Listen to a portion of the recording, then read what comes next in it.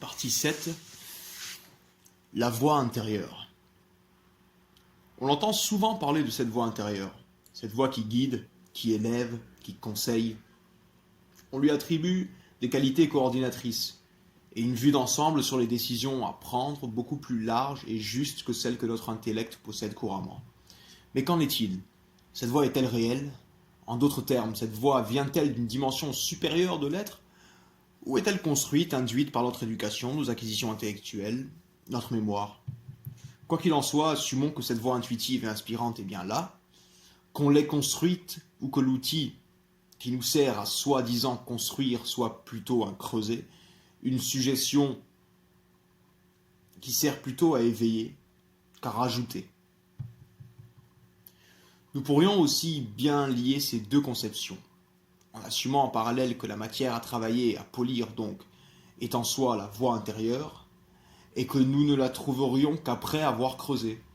Il nous resterait donc à la construire ou la rebâtir de sorte qu'elle puisse révéler, sous sa forme brute, ce qu'elle est vraiment.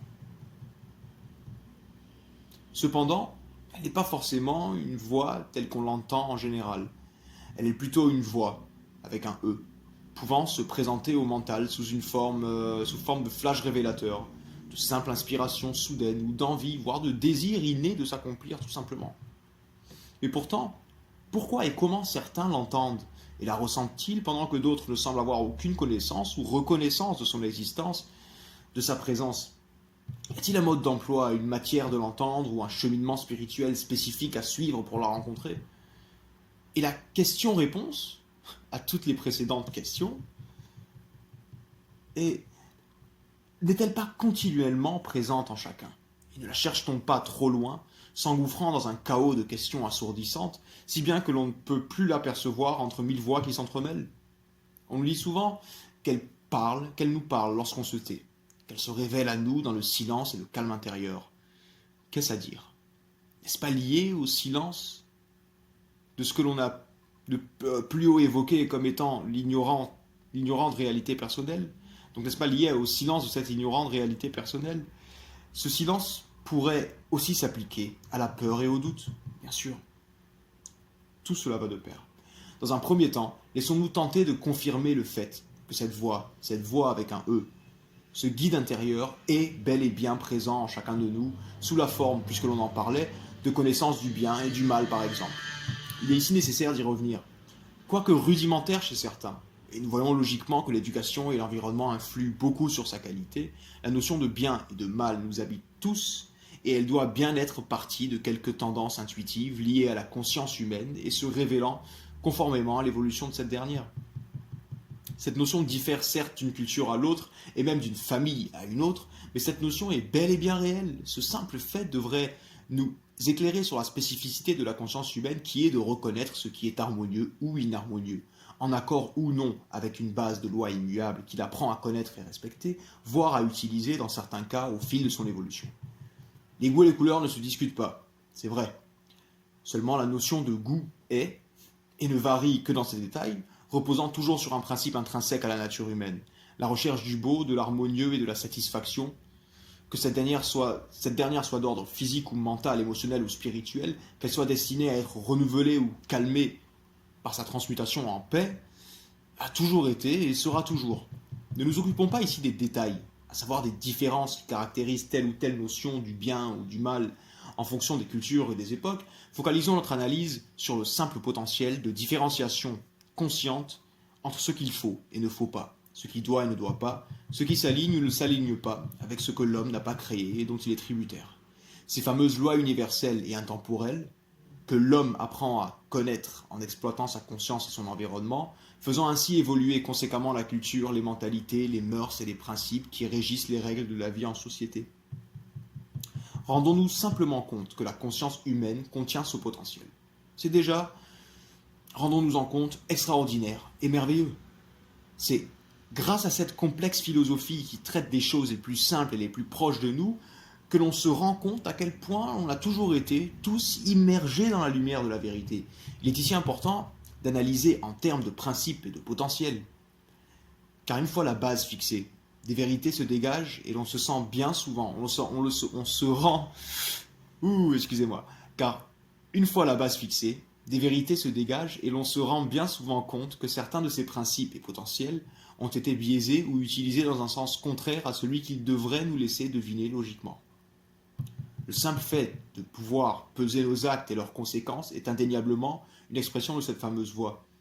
Discernons bien ici que l'on ne parle pas du contenu de la pensée en question, mais du fait même de pouvoir penser. Encore une fois, du potentiel, de la balance elle-même. Cet aspect de notre être s'étudie comme un symbole. Bien que l'on ne le restreigne pas à une définition singulière, il est bien ce qu'il est, et il est là. La voie intérieure, deuxième partie, balance des vices et des vertus, voie personnelle et voie impersonnelle. La voie, nous la vivons tous les jours. Elle est étouffée par nos rejets, et ces rejets ne sont occasionnés par autre chose que ce que l'on appelle vice ou péché. Qui n'a jamais dit non à la voie par orgueil? Qui n'a jamais repoussé l'échéance d'un acte constructif qui lui demandait un effort gênant, et pourtant utile, par paresse? Qui n'a jamais cédé, après avoir hésité, à la luxure, et de façon bien plus récurrente à la gourmandise alimentaire, intellectuelle ou dans quelque autre domaine?